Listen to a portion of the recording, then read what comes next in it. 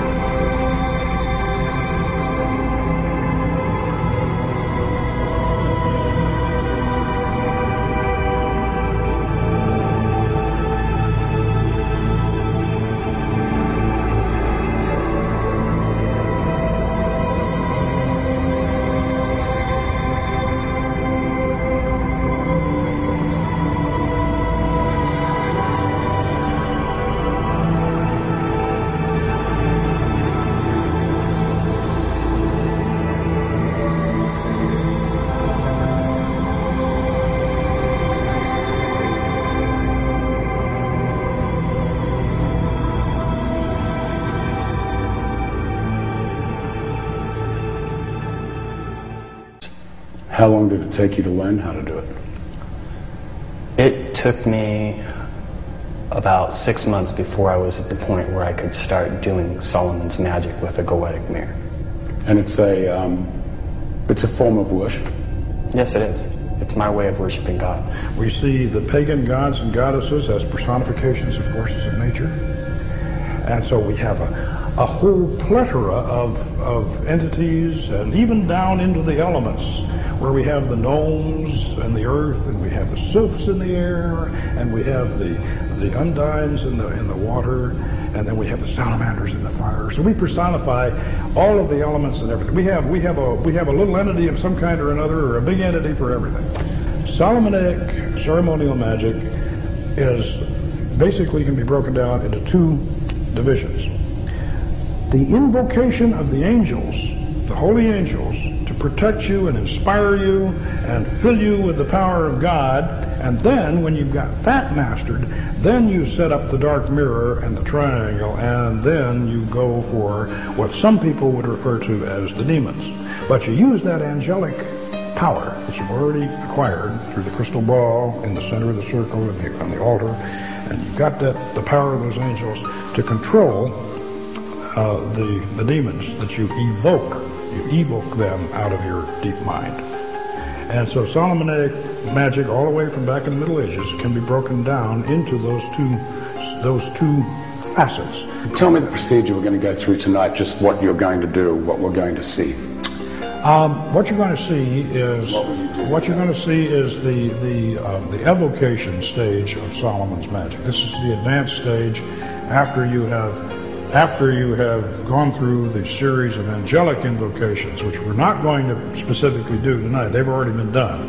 We've got the angels already inside us and on our side, but we are going to invoke those angels with a pentagram ritual. Mike's going to do that, Father Solomon. He's going to invoke the angels of the pentagram ritual. Then I'm going to open up the psychic centers, because we are, as far as I know, we are the only lodge in the West that has a full operating system of chakras. We have all the planets and the spheres of the Kabbalistic tree of life right in one straight line. So we operate that way. So we're going to have a ritual after Mike does his pentagram ritual and establishes these four angels that we're talking about and gets them to protect us and cast a circle. Then I'm going to open up the particular sphere that we're working in, the lunar sphere. Then from there we're going to go on up to the sphere of Jupiter. And then we're going to circumambulate around the circle, the magic circle, clockwise, sunwise.